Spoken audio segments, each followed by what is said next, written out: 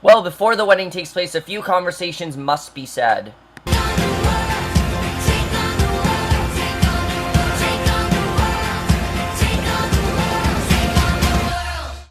Hey guys, Kemma for Girl Meets World, Season 3, Episode 10, Girl Meets I Do, and I was so looking forward to this episode, obviously. I mean, this is one of the most highly anticipated episodes we've had for a while. Ever since we heard the title, Girl Meets I Do, I've heard so many people ask me, is this going to be the wedding of Shawn and Maya? Is this going to be the wedding of Riley and Lucas? No, obviously not. They're 15. It's not legal. It's not going to happen. That's stupid.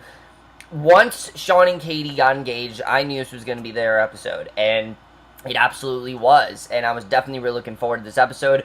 But the other thing I really liked is that this is the first episode this season to not come on to watch Disney Channel before it actually airs, which I thought was a very daring decision. Mainly because so many people are worried that Girl Meets World is going to be canceled, and that, holy shit, this could be the last season of Girl Meets World. I'm thinking, in case it gets canceled, they want to savor the moment. They want people to tune in at 8:30, and they don't want people to go to something else. You know, they have other things they're competing with, and I think that's really the real reason, because they don't want people to just go to something else. They want people to watch Girl Meets World when it's on, and unfortunately, I didn't watch this episode when it's on. I just watched it now, but I have to say that this episode really was everything I could have hoped for. I absolutely love this episode.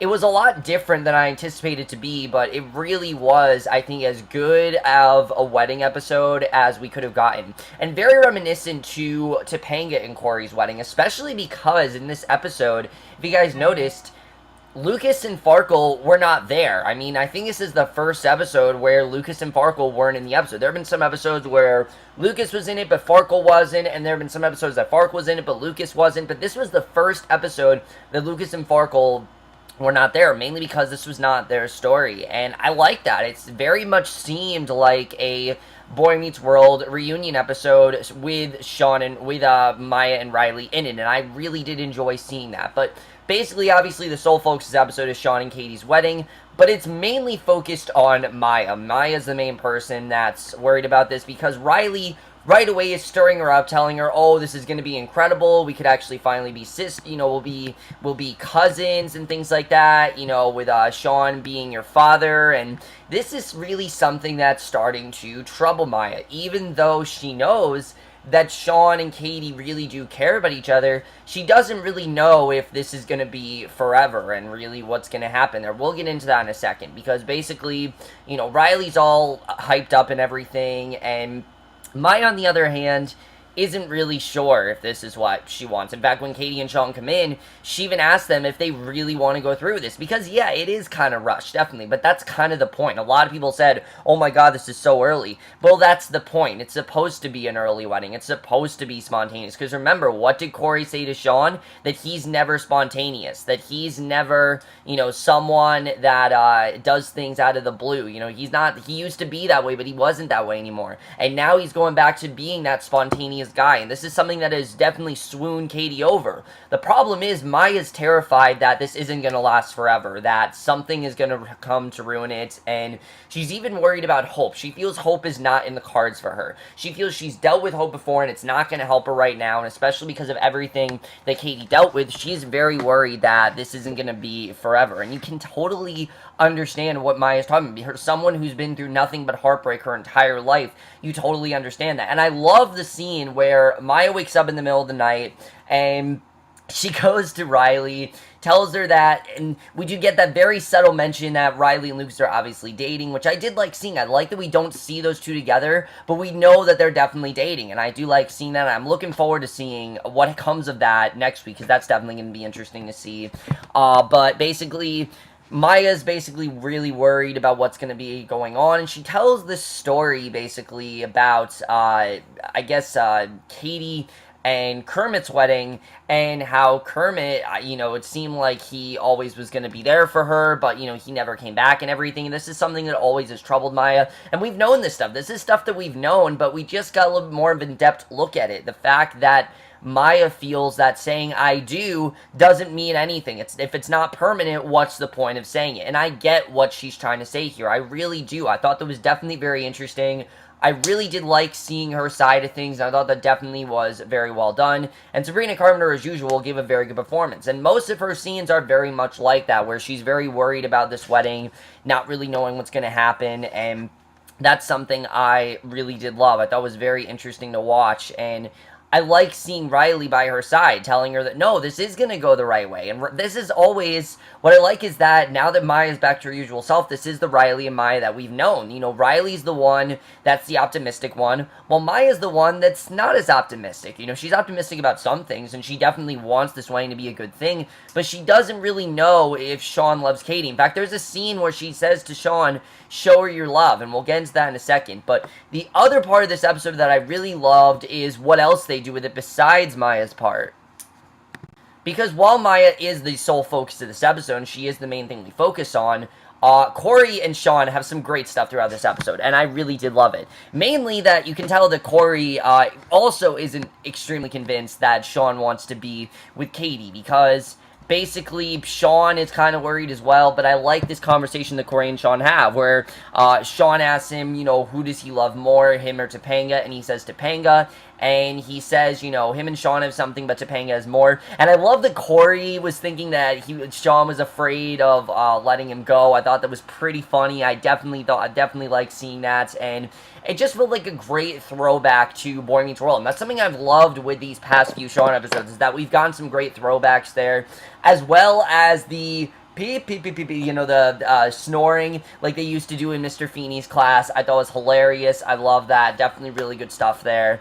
And as far as that scene went, I definitely really did enjoy that. But then we have an identical scene with Topanga and Katy, where Katy basically is worried because she doesn't know a lot about Shawn. She doesn't know his middle name. There's a lot of things she doesn't know. But Topanga's telling her that she feels that this is the right thing for her, that she hasn't seen her this happy before. And as her friend, she feels that she's making the right choice. And I like that Katy and Shawn are just as worried as Maya is, which is completely understandable. I mean, they've rushed into this, and especially Katy, who feels this is all happening way too fast. I can totally understand where she's coming from there. Maya, meanwhile, is kind of destined to ruin this wedding because she really doesn't want it to take place. She really just doesn't want it to happen because she feels it's not going to last forever. And she has this fantastic line where she says, how can something, you know, be so, how can you say I do if it doesn't last forever? And it's a very interesting thing, because Shawn and Katy, no, they don't know if it's going to be forever, but you never really do know. They're just kind of seeing if it's going to work, and,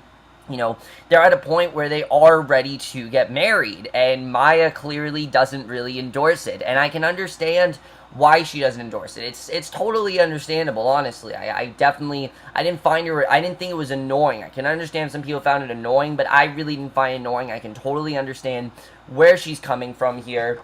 But what ends up happening is she goes to Shawn and Katy, and she's asking them point blank, you know, how do you love her? Are you sure that this is it? Do you really love her? And Shawn takes them, basically, he takes them outside to show Maya how much he loves her, and we see that he has made the entire backyard into, basically, well, a street corner, basically, because they live in an apartment, obviously, but he turned the entire street into, basically, a wedding ceremony for them. He wants them to elope right then and there, and this is why so many people were talking about, why isn't Angela in this episode? Why isn't Jack in this episode? Why aren't these people here? Because they're eloping, okay? This is something where Shawn doesn't care who's there or not. He just cares that he's marrying this woman, and that the people he cares about are there. You know, Shawn's there, Topanga's there, all the people he really cares about are there. And that's something that I definitely really did like seeing. So, basically, Katy's freaking out because she doesn't really have anything to wear. Maya also is Maya's obviously happy because she's realizing that Shawn really does love her. But then that throws everyone into a frenzy when we get this next great scene with Topanga, Corey, and Shawn, which is probably my personal favorite scene in this episode because it's the closest thing we'll get to a Boy Meets World 2.0, honestly. I thought it was just really well done because we've had a lot of scenes of Corey and Shawn, but not a ton of Corey, Shawn, Topanga, those three together, because those three had a bond, if you remember. I mean, those three were so close in the original show. It was always those three, and it's kind of like Riley, Maya, Lucas, and Farkle, where those four were always together. Those three were always together, and I like that we saw that here because Shawn has doubts. He really has doubts that this isn't the right time and that he's not marrying her. And, this should not be the time for him to marry her. And does he really love her? And I love what Topanga says, that if he really loves her, if he didn't love her, he wouldn't be doubting himself. Because when you really love someone, you doubt yourself. You question, is this really the right time? And it's clear that he does, in fact, love her, and he does want to be with her. And I genuinely saw that. I mean, you definitely saw that between them, and I definitely really did like seeing that. But I also really like the scene with him and Maya, where Shawn can see where Maya's coming from. Shawn can see why Maya feels this way, because that's something that Maya, that's something that Shawn and Maya relate to, in the sense that they both haven't really been happy before. They both haven't had the happiest of lives. In fact, Corey even says the only reason that he's so happy about Shawn is because he's never seen Shawn this happy before. And it's been very rare since Shawn's been this happy. He's always been kind of melancholy, kind of down in the dumps. I mean, ever since his father died, really, that was the point when Shawn was always like this. He never really got out of that slump, and that's something that Corey really does see here, is that Shawn finally is happy. He is ready to settle down, and it's finally time for the wedding to take place. And we get to the wedding scene, which is pretty much everything I could have imagined. I love the way the wedding was done. Mr. Feeney is the minister, which I thought was very funny. I definitely really did like seeing that. And I love the scene where he's like, I am many things to many people, but he's not Augie's grandfather. I thought that was very funny that Augie thought he was his grandfather because he's around so much. And then Augie and Ava talking about their wedding, I thought that was a lot of fun to watch, definitely. But basically, the wedding takes place, and I love Shawn's vows to Katy, where he basically says, about his best friend and, her daughter and everything, and how much they mean to him. I mean, it was just a really nice scene. I really did love it. Very satisfying stuff. And again, I think just everything we really wanted that to be was here. And I thought that was just a very well done scene. I really did enjoy it overall.